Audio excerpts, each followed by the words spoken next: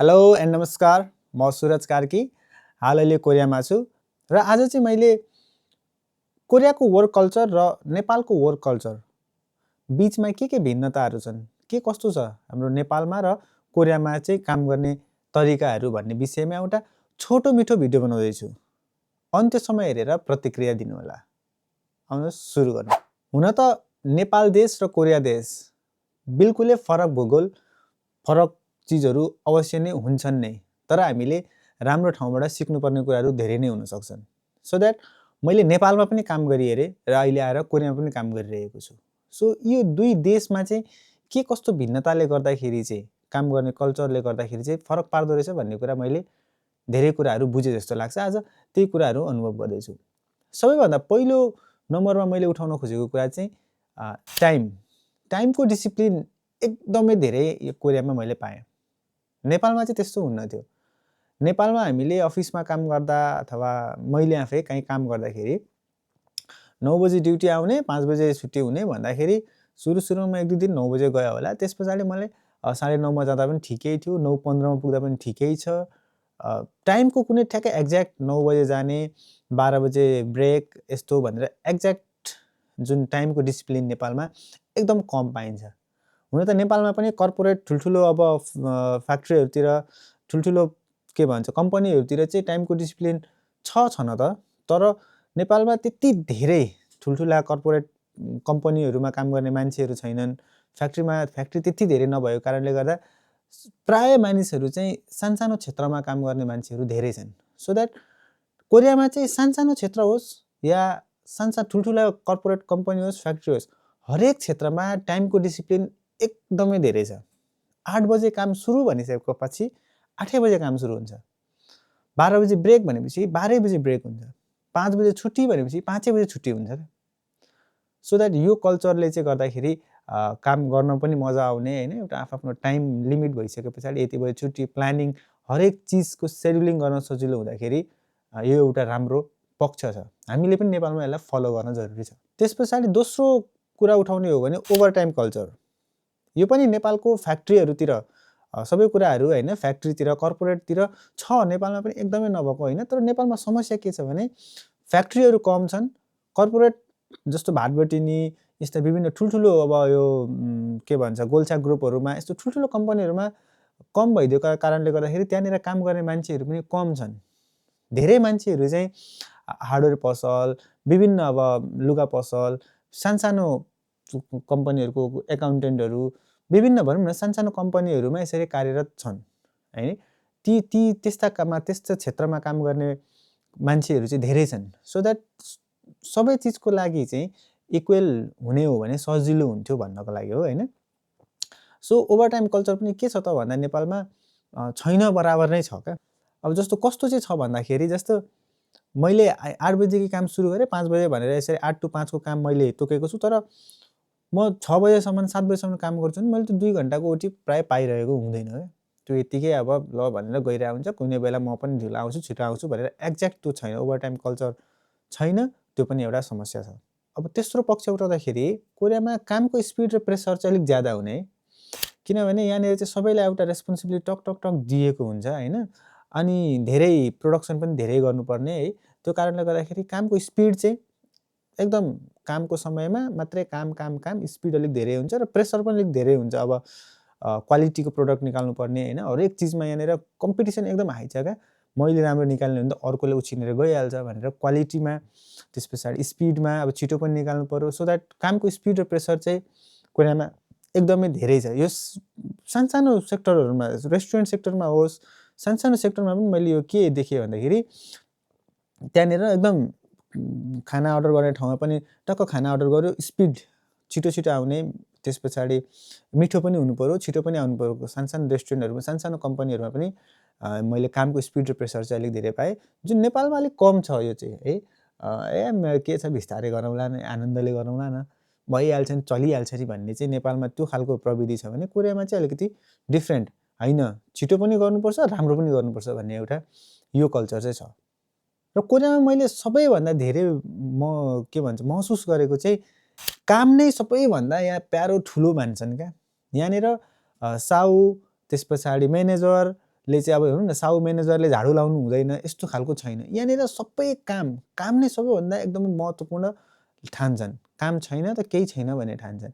यहाँनिर मैले धेरैचोटि के पाइसकेँ भने अगाडिपट्टि हाम्रो अब जस्तो हाम्रो काम गर्ने ठाउँमा चाहिँ सरसफाइको पालो छ क्या। एक दिन अफिसको मान्छेले सरसफाइ गर्ने, एक दिन हामीले यतापट्टिको मान्छेले सरसफाइ गर्ने, अर्को डिपार्टकोले सरसफाइ गर्ने भनेर यसरी छ। अफिसकोले सरसफाइ गर्दाखेरि त्यहाँनिर म्यानेजर, साउ, त्यहाँ भएको जति सबैजना जति ठुल्ठुला एकाउन्टेन्टहरू सबैले आएर सरसफाइ गरिरहेको हुन्छन् क्या। र काहीँ फोहोर देख्यो भने पनि हतार न पतार मान्छेलाई हामीलाई अराउनुभन्दा उनीहरू नै झाडुसाडु लिएर ड्याङडुङ सफा गर्न थालिहाल्छन्। जुनसुकै काम होस् उनीहरूलाई यो काम म गर्दिनँ छ्या भन्ने खालको नै छैन क्या भावना नै। हाम्रो नेपालमा कसो त त्यहाँनिर मैले एउटा हार्डवेयर कम्पनीमा काम गर्दाखेरि साउ बस्छ पहिला नेपालमा हुँदा साउ बस्थ्यो कुर्सीमा, यहाँबाट अराएको छ त्योले यता बढार उता बढार ऊ आनन्दले कुर्सीमा बसेर अराउने जुन चलन छ त्यो चाहिँ नेपालमा एकदमै हावी नै भएको छ। त्यो कल्चर चाहिँ एकदमै भास्ट डिफ्रेन्ट छ नेपाल र कोरियामा। अनि अर्को एउटा डिफ्रेन्ट के छ नेपाल र कोरियाको वर्क कल्चरमा भन्दाखेरि कोरियामा हरेक चिजहरू चाहिँ प्रविधिको तवरबाट काम गरिन्छ। बलभन्दा ज्यादा दिमागको इस्तेमाल गरेर युज गरेर काम गर्ने गरिन्छ। नेपालमा भने त्यो अलिकति कम पाइन्छ र यहाँनिर सेफ्टीलाई एकदमै धेरै मान्यता दिइन्छ क्या हरेक फिल्डमा। यो होइन कि फ्याक्ट्रीमा काम गर्ने कम्पनी मान्छेहरूलाई मात्रै सेफ्टीको उयो दिने भन्ने कुरा छैन क्या। यहाँ सामान्य घरमा काम गर्दाखेरि गोडमेलको काम गर्दाखेरि पनि मैले धेरैचोटि देखेको छु होइन, गाउँसँग यता घुम्न जाँदा गोडमेलको काम गर्दाखेरि पनि त्यहाँ आजुमाहरूले चाहिँ आन्टीहरूले चाहिँ ग्लोभ्स, पन्जा एकदम मजाले बुट सुट यहाँसम्मको कपडा झ्याप्प यसरी लगाएर काम गरेको देखिन्छ। तर नेपालमा मैले देखेको छु वेल्डिङ गर्नेहरूले होइन आँखामा चस्मा पनि राम्रो छैन, हातमा पन्जा पनि छैन होइन, खुट्टामा आन्जन त्यो सेफ्टी सुज पनि छैन, यत्तिकै काम गरेर हुन्छन् र त्यही भएर धेरै चोटपटक पनि नेपालमा धेरै निम्तिरहेको हुन्छ क्या। यो एउटा कल्चर छ, यो पनि एकदम भास्ट कल्चर छ क्या, डिफ्रेन्ट छ यो कल्चरमा पनि काम गर्ने ठाउँ तरिका। यदि हामीले त्यो चिजलाई सुधार्ने हो भने धेरै राम्रो हुँदै जाने थियो भन्ने मलाई लाग्छ। अनि त्यस्तै सानो कार्यहरू गर्दाखेरि 30 केजीको वेट उचाल्नु छ, हामी नेपालमा 4-5 जनाले मरिमरि उचाल्छौँ, तर यहाँनिर सामान्य एउटा गाडी छ, गाडीमा चढाएर लिएर गएपछि भइहाल्यो होइन। थेच्छा भन्छ विभिन्न यसरी सानो कुरालाई पनि यसले यहाँनिर चाहिँ प्रविधिको प्रयोग गरेर काम गर्छन् भने नेपालमा चाहिँ बलैले धेरै प्रयोग गर्छन् क्या।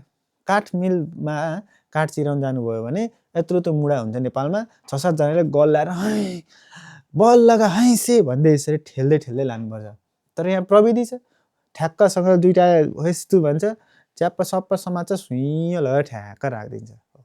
अब प्रविधिलाई पनि हामीले ठुल्ठुलो प्रविधि भित्राउन नसके पनि हामीले सक्ने प्रविधि चाहिँ गर्न सकिने रहेछ भनेर मैले कोरियामा सिकेको छु, जुन नेपालमा पनि प्रयोग गर्न सकिन्छ। त्यस्ता साना प्रविधिहरूले जुनले हामीलाई कार्य गर्न पनि सहज बनाउँछ, छिटो पनि बनाउँछ, सुरक्षित पनि हुन्छ र यो चिजहरूमा पनि ध्यान दिन चाहिँ जरुरी छ। र नेपालमा काम गर्ने कल्चर र कोरियामा काम गर्ने कल्चरमा अर्को फरक के छ भने कोरियामा इन्सुरेन्स पोलिसी एकदमै धेरै राम्रो छ काम गर्ने ठाउँमा। यहाँ त सरकारले नै अब त्यो गराइदिएको कारणले गर्दाखेरि पनि हो होइन, एउटा अनिवार्यता जस्तो पनि छ र यहाँनिर काम गर्दा सुनिश्चितता अलिक ज्यादा छ क्या। मलाई केही चोटपटक लागिहाल्यो भने इन्सुरेन्सले कभर गर्छ नि त। म यो ठाउँमा काम गर्दै रेस्टुरेन्टमा म काम गर्दैछु, काम गर्दा मलाई आगोले पोल्यो भने मलाई इन्सुरेन्सले कभर गर्छ, मेरै पैसा खर्च चाहिँ हुन्छ भन्ने छैन होइन।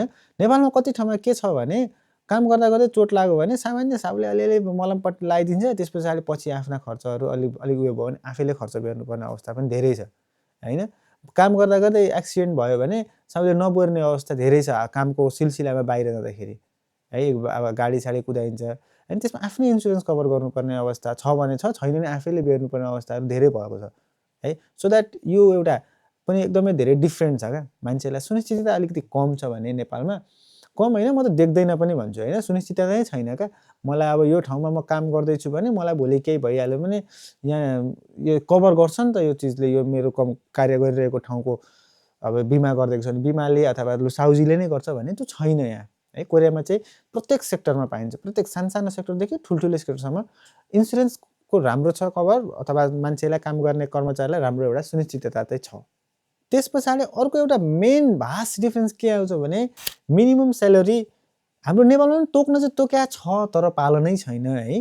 यहाँनिर चाहिँ प्रत्येक ठाउँमा मिनिमम स्यालेरी चाहिँ दिनै पर्ने हुन्छ। अब हाई स्यालेरी जति दिए पनि भयो, तर एउटा मिनिमम स्यालेरी चाहिँ दिनै पर्ने र एक्ज्याक्ट टाइममा स्यालेरी दिने क्या।